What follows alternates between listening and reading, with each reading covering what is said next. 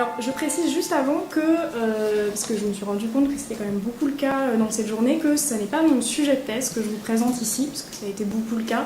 Je ne vais pas trop parler de méthodologie justement, c'est quelque chose qui bien sûr est très lié aux questionnements plus généraux dans ma thèse, on y reviendra peut-être dans la partie questions.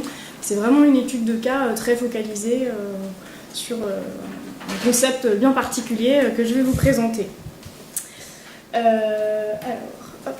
Donc le passage à la projection numérique dans les salles de cinéma, qui a été accéléré en 2009 suite à la sortie d'Avatar, a permis le développement de nouvelles potentialités qui se caractérisent par l'ouverture de nouveaux marchés, que ce soit des acteurs ou des contenus. Alors ainsi, au début des années 2010, un foisonnement d'innovations va apparaître dans la salle, lié aussi bien à la programmation de nouveaux contenus, autres que le film cinématographique, j'entends, qu'à des évolutions en termes d'usage dans la salle de cinéma ou encore, plus simplement, en repensant l'offre de films dans les salles. Alors parmi ces innovations, certains cinémas proposent depuis 2012 des séances de cinéma à la demande, l'accès des films aux salles étant facilité par les copies numériques. Alors le principe est relativement simple, le spectateur choisit via une plateforme sur internet son film parmi ceux qui lui sont proposés dans un catalogue, un peu comme pour la VOD. Puis il choisit ensuite sa salle parmi les cinémas partenaires, son jour et son horaire. Alors il prépaye sa place, et si un nombre minimum de spectateurs requis est atteint, la séance est validée.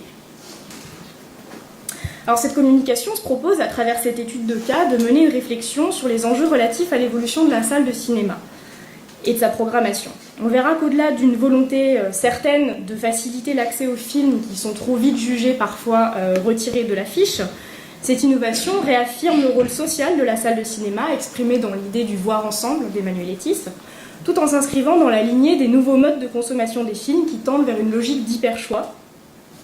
Et donc c'est ce qu'on va un petit peu développer aujourd'hui. Alors pourtant finaliste pour une des plateformes qui propose ce service de séance à la demande qui s'appelait la 7e salle, il était finaliste du Grand Prix de l'innovation de la ville de Paris en 2012. Le concept de séance de cinéma à la demande a aujourd'hui pratiquement disparu. Cet échec, alors est-ce qu'il est lié à une simple erreur marketing entre guillemets, ou est-ce qu'il esquisse certaines limites du phénomène de prosommateur tant plébiscité à l'ère numérique? Un petit peu les questions qu'on va se poser aujourd'hui. Alors je vous propose d'étudier tout d'abord le concept d'un peu plus près.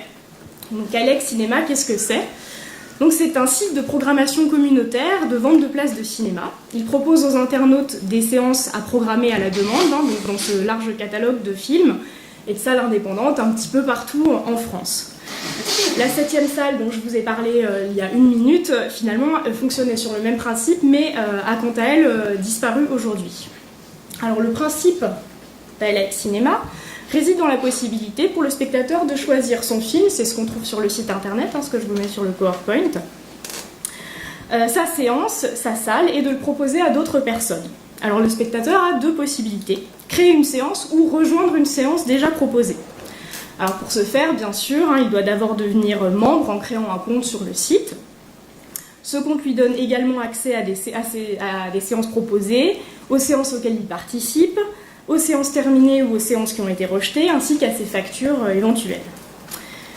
Enfin, le spectateur a également la possibilité de faire une demande d'ajout d'un film au catalogue. Pour cela, il faut qu'il envoie un mail.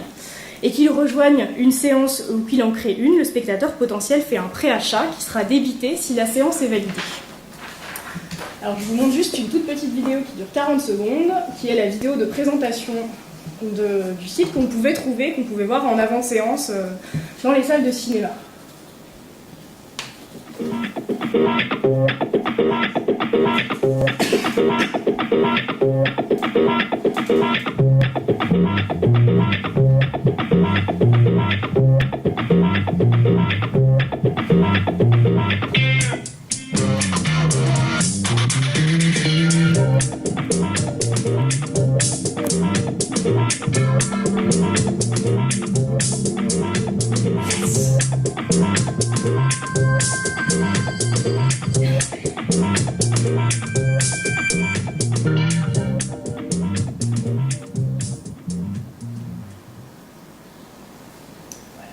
Comme ça c'est clair, j'espère, pour tout le monde.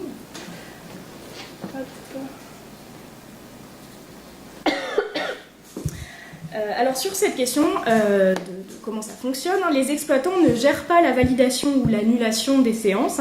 Leur cinéma est simplement un lieu d'accueil de ce type d'événement dont la naissance est plus facilitée, comme je l'ai dit tout à l'heure, par la numérisation du parc de salles.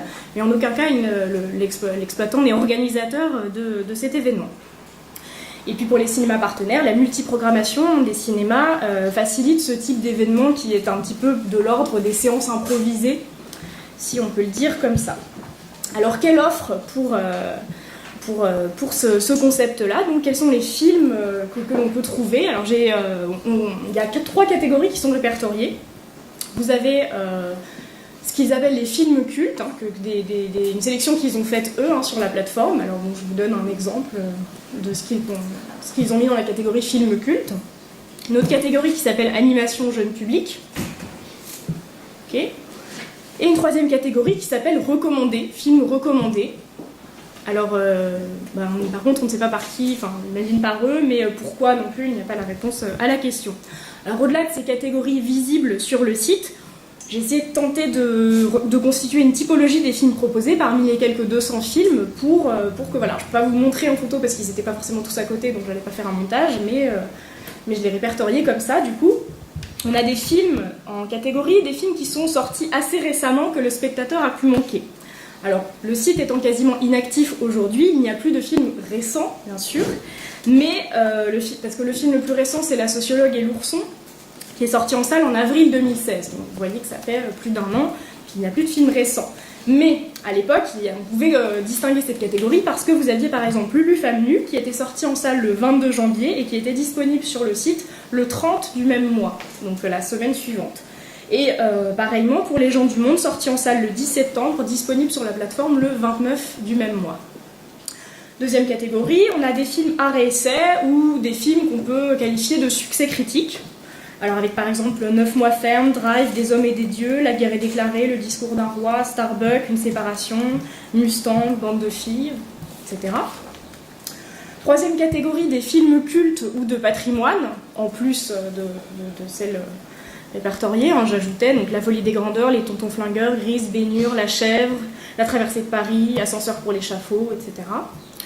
Des films pour enfants, bien sûr, Shaun le mouton, Kirikou, on l'a vu, Jean de la Lune, Les enfants loups, etc. Des films qui sont des films très peu ou parfois pas sortis, donc principalement des documentaires, donc des films à très faible visibilité.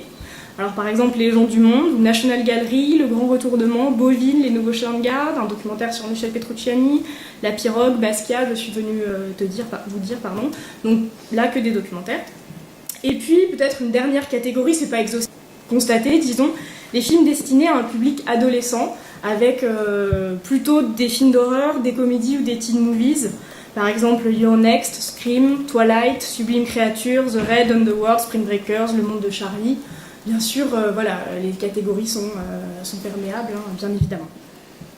Pour vous donner un petit peu une idée. Alors au niveau des salles partenaires, le plus souvent labellisées art et essai, les salles qui offrent ce type de programmation, donc c'est une dizaine dans Paris, je vous les ai mises sur le PowerPoint, sont du moins toutes des salles indépendantes. Face à l'imposante et écrasante part de marché des multiplexes, les salles indépendantes se démarquent par une stratégie de différenciation relative à la programmation. Ça, c'est quelque chose de général, et donc Alex Cinéma peut faire partie. Les stratégies de différenciation, comme l'explique Laurent Creton, visent à valoriser auprès du client une différence, un caractère unique de l'offre qui permet de dépasser la logique de l'affrontement par les prix. Alors comme le souligne Michael Bourgade dans son article « Le public d'art et essai tel qu'il est », il dit que l'identité des salles art et essai repose sur le maintien d'une position alternative et non concurrentielle qui passe par un nécessaire détachement des principes économiques qui régissent le secteur. Il va même plus loin en expliquant que c'est dans cette dialectique d'opposition et seulement parce que les deux types d'exploitation sont antagonistes qu'ils peuvent en fait exister. Le multiplex instaure une relation de domination face aux salles art et essai qui ne se définissent qu'en opposition à la posture marchande et stratégique des multiplexes justement. Alors de par sa programmation, le service Alex Cinéma pourrait être qualifié de cinéma de rattrapage du point de vue du public, qui pourrait aller voir un film trop vite déprogrammé, et constitue également, du côté du distributeur de film, un moyen d'étendre l'exploitation d'un film et donc de lutte contre la rotation accélérée des films à l'affiche, puisqu'aujourd'hui, il y a une vingtaine de films qui sortent par semaine, et donc il est très difficile pour les films de rester à l'affiche selon le nombre d'entrées qu'ils font sur 4 jours. En ce qui concerne le modèle économique d'AIX Cinéma, celui-ci repose sur le principe de l'achat groupé, qui se base donc sur une économie de la demande. On produit, entre guillemets, dans le cas de notre objet d'étude, c'est on valide une séance de cinéma, dès lors que le seuil de rentabilité est atteint. Alors on peut penser, pour que ce soit peut-être un peu plus parlant, par analogie à l'entreprise L'Usine à Design, par exemple, qui permet de créer son canapé et qui fonctionne également sur le modèle de l'achat groupé. Alors ce business model, bien sûr, nécessite des stratégies en amont, de calcul de la rentabilité en termes de coût de location des copies pour nous, ou de coût de production pour les canapés, si vous préférez, ainsi que des études sur le nombre d'acheteurs, que ce soit des places de cinéma ou des canapés, qui est nécessaire à l'atteinte d'un certain taux de rentabilité, nombre suffisant de spectateurs ou de canapés, d'acheteurs de canapés. Et donc schématiquement, on peut énoncer que dans cette optique de fonctionnement, les entrepreneurs sont donc sûrs de vendre ce qu'ils produisent, puisqu'ils ne produisent que s'ils atteignent le seuil de rentabilité. Par contre, donc, si ce seuil n'est pas atteint, ils ne produisent pas de fabrication ou pas de séance du coup de cinéma, et ne vendent donc pas.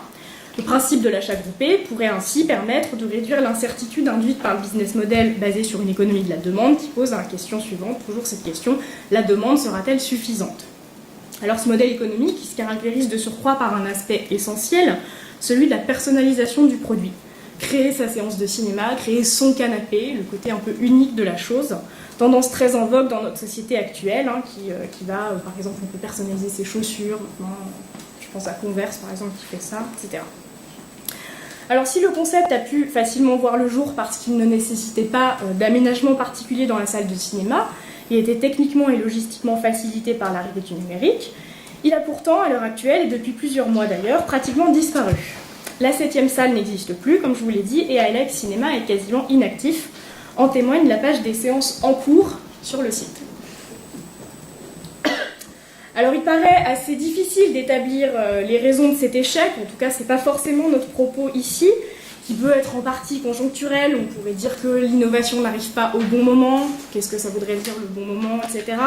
Mais aussi lié à un problème en termes de marketing, mauvaise cible, manque de moyens, c'est des questions qui se posent. Les raisons peuvent être nombreuses, mais aussi quand même parfois difficilement identifiables. Alors sans évacuer totalement la question des raisons de cet échec, nous proposons d'évoquer quelques pistes de réflexion qui soulèvent les limites auxquelles ce concept se confronte, ce qui nous amène bien entendu à réfléchir aux raisons et au contexte dans lequel il fait son apparition. Alors notre objet d'étude s'inscrit au sein d'une société dans laquelle, je ne vous apprends rien je pense, les modes de consommation se sont multipliés par le biais d'individualisation et de la personnalisation. Alors dans ce contexte, le suréquipement des ménages engendre une multiplication des supports de diffusion de manière à ce que chacun, dans un foyer ou dans une certaine mobilité, accède aux objets culturels, dans notre cas, les films. Ainsi, schématiquement, les enfants peuvent regarder des dessins animés sur une tablette ou des vidéos en ligne par le biais d'un smartphone, pendant que les parents visionnent un film à la télévision, tout en surfant sur Internet ou en envoyant des SMS via leur téléphone portable. Alors, ce foisonnement de supports fait émerger des pratiques de visionnage de plus en plus individualisées. Et cette individualisation de la consommation de films s'accompagne également d'une personnalisation croissante liée à la dématérialisation des supports de diffusion. Nous pouvons ainsi décider de ce que l'on regarde, du lieu, du moment et de la façon de visionner le film, par exemple. Alors cette personnalisation est fortement renforcée par les phénomènes de prescription et de recommandation suggérant à l'individu qu'il existe un type de contenu qui lui est prédestiné. Donc on constate qu'il existe bien une cohabitation des supports au sein des pratiques de consommation des contenus audiovisuels. L'idée d'une adaptabilité des contenus à ces différents supports est très prégnante, dans la mesure où les pratiques culturelles sont très diverses. En quelque sorte, c'est le film qui s'adapte au spectateur. De manière schématique, on pourrait dire que le film de cinéma trouvera sa place sur une télévision LCD grand format agrémentée d'un home cinéma, que les vidéos humoristiques hebdomadaires diffusées sur YouTube ou sur Dailymotion seront visionnées sur un smartphone ou sur une tablette, les séries sur une tablette plutôt dans la chambre, bien installée, et toutes ces pratiques sont susceptibles d'être stoppées et reprises au bon vouloir de l'utilisateur. Alors dans ce contexte-là, on peut se poser la question, pourquoi ne pas rester chez soi plutôt que d'aller au cinéma ? Il semblerait que ces nouveaux modes de consommation n'évincent pas la pratique en salle. En effet, la fréquentation est de manière générale en hausse comparativement aux 15 dernières années et atteint globalement les 200 millions d'entrées par an. On pense à Bienvenue chez les Ch'tis, qui a fait plus de 20 millions d'entrées en 2008, Intouchable, plus de 19 millions en 2011, ou plus récemment en 2014, Qu'est-ce qu'on a fait au bon Dieu, plus de 12 millions d'entrées. Alors la salle est traditionnellement le premier lieu de diffusion d'un film selon un principe établi par la chronologie des médias. Nombreux sont ceux qui la défendent comme lieu de prédilection du film, devenant un argument de vente pour les services de cinéma à la demande. Alors je vous lis ce qu'on pouvait trouver à l'époque sur le site de la 7e salle quand ça existait encore, je cite « Rien ne remplace la salle de cinéma pour voir des films. Les films de cinéma sont conçus pour la salle de cinéma. Un endroit où on prend son temps pour apprécier une œuvre, sans téléphone portable ou autre distraction. Juste le film. Un moment consacré au film dans les meilleures conditions. Celle de la projection sur grand écran, pour lesquelles le film a été imaginé et conçu artistiquement et techniquement. » Alors à cette revendication, qui peut tout à fait être contestable, bien évidemment, s'ajoute un besoin social fort, celui du voir ensemble. Alors, la sortie au cinéma relève d'une expérience collective et culturelle, collective car elle se pratique souvent en groupe, du moins la sortie au cinéma en solitaire reste une pratique assez rare, et puis quoi qu'il en soit, même si on ne connaît pas les gens, en général on n'est pas tout seul dans la salle de cinéma, et culturelle car elle ne se résume souvent pas au simple fait de voir le film. C'est une pratique collective et événementielle qui peut inclure l'achat de confiseries, un dîner dans un restaurant, aller dans un bar, faire du shopping, une discussion entre amis autour du film, ou bien encore un débat organisé au sein même de la séance à la fin du film par exemple. Le besoin d'appartenance à un groupe est un élément essentiel dans la construction sociale de l'individu. Anaïs Truand explique d'ailleurs dans son article que l'expérience cinématographique à l'heure de la crise économique, que les individus ressentent le besoin d'intégrer une communauté au sein de laquelle ils doivent trouver leur place, à la fois maîtres de leur propre destinée spectatorielle et sujets qui se fondent dans la masse, membres de groupes avec lesquels ils partageront les mêmes craintes, les mêmes envies, les mêmes sentiments. Elle ajoute que l'expérience partagée des événements et de la fiction est le facteur le plus puissant d'appartenance à un groupe. Alors aller au cinéma ne se résume pas au simple visionnage d'un film, mais témoigne également d'un désir social autour de ce qu'on peut appeler une sortie événement. C'est là toute la différence d'avec les pratiques domestiques. Donc je cite Emmanuel Etis, c'est un art social par excellence dans une société qui semble cultiver les individualismes. La salle de cinéma ne semble non seulement pas perdre son rôle de premier lieu idéal peut-être pour la projection cinématographique, et ce rôle peut même se voir être renforcé car il est aujourd'hui souvent revendiqué. Aller au cinéma, et dans ces cinémas-là, je parle des cinémas partenaires par exemple, c'est-à-dire les salles indépendantes et arrêts essais, peut même devenir synonyme d'acte politique face à la domination des multiplexes. Alors, prosommateur et logique d'hyperchoix, jusqu'où? Alors, avec ILEX Cinéma, le spectateur devient acteur. Il a d'autant plus un rôle actif dans la promotion du film, car il est dans son intérêt de le promouvoir et d'attirer le minimum de spectateurs requis pour que sa séance ait lieu. Participer à la programmation d'un cinéma, tel qu'il est possible avec ce concept, est une pratique qui s'inscrit dans une tendance plus générale, celle du cinéma participatif. Terme quelque peu valise, j'en conviens tout à fait, on compte aussi bien l'investissement dans la programmation, comme on vient de le voir, que le financement participatif des films, c'est-à-dire le spectateur qui devient coproducteur d'un film, avec par exemple Tous Coprod, les films dont le casting va être ouvert via les réseaux sociaux, par exemple, on appelle ça aussi du cinéma participatif, ou encore, plus improbable, des sites de paris en ligne sur le succès d'un film en salle, où on parie réellement de l'argent, par exemple People for Cinema. En somme, le cinéma participatif, ce qui rejoint peut-être un petit peu tout ça, c'est le fait qu'il brise la frontière entre les acteurs et les spectateurs, quel qu'en soit le biais.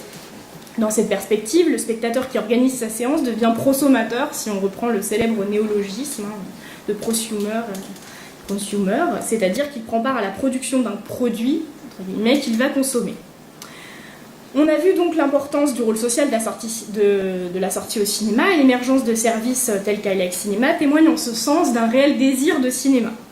La possibilité de personnaliser et d'organiser sa séance de cinéma s'inscrit dans une logique d'hyper-choix, c'est-à-dire, comme on l'a dit, le choix du film, le choix du lieu, le choix de la date, le choix de l'horaire, une liberté du choix du temps et de l'espace qui serait la concrétisation, si on veut, d'une sorte de séance de cinéma idéale qui permettrait de vivre l'émotion du cinéma, si on reprend le slogan de la plateforme ILEX Cinéma.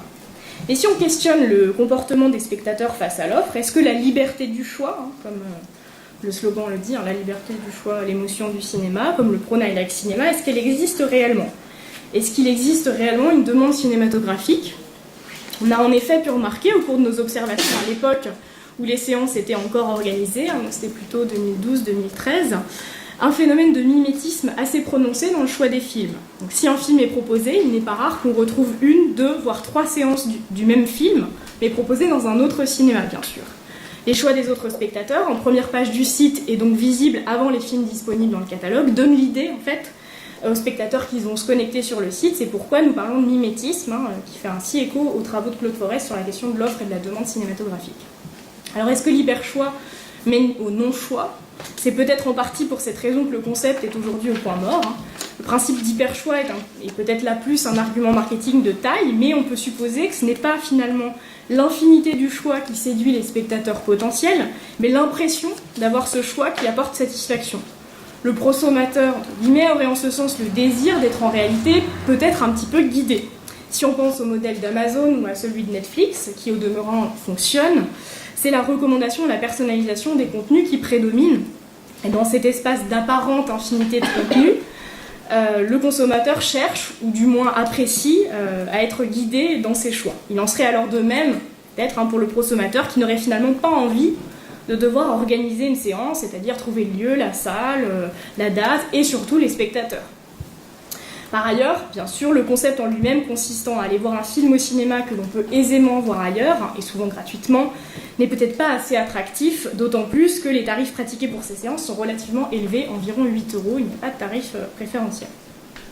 Appuyant cette idée, on peut citer par exemple Les Fauvettes, qui est un cinéma qui est né de la rénovation du Gaumont-Gobelin, qui proposait depuis sa réouverture fin 2015 des grands films restaurés, comme il en faisait la promotion, et qui a abandonné cette programmation en début d'année 2017 au profit d'une programmation de films classiques en sortie, enfin quand je dis classique, c'est une sortie qui est classique, pas les films, en sortie nationale. Alors pour conclure, entre dynamique évolutive suivant les tendances sociétales et éléments de continuité de par la réaffirmation du rôle social de la salle de cinéma, les séances de cinéma à la demande n'ont pourtant pas su trouver leur place sur le marché. Alors si cette tentative d'innovation n'a pas su être à la page, pour reprendre le titre de la session dans laquelle j'interviens, la salle de cinéma n'en a pas pour autant perdu de sa superbe. Certes, son rôle de première fenêtre d'exploitation d'un film cinématographique est aujourd'hui questionné, et ça fait écho à l'introduction qu'a pu faire Laurent Creton, lorsque l'on voit par exemple qu'à Cannes cette année, 2 films en compétition officielle sont des films produits par Netflix, ce qui veut dire que ce sont des films qui ne vont pas sortir en salle de cinéma. Bien, on peut se poser la question. Ce phénomène affirme à nouveau l'évidente nécessité de modernisation de la chronologie des médias actuels. La salle reste cependant encore aujourd'hui la première fenêtre d'exploitation des films de cinéma dans la très grande majorité des cas, proposant pas loin de 700 films par an en première exclusivité. Question du piratage mise à part, bien évidemment.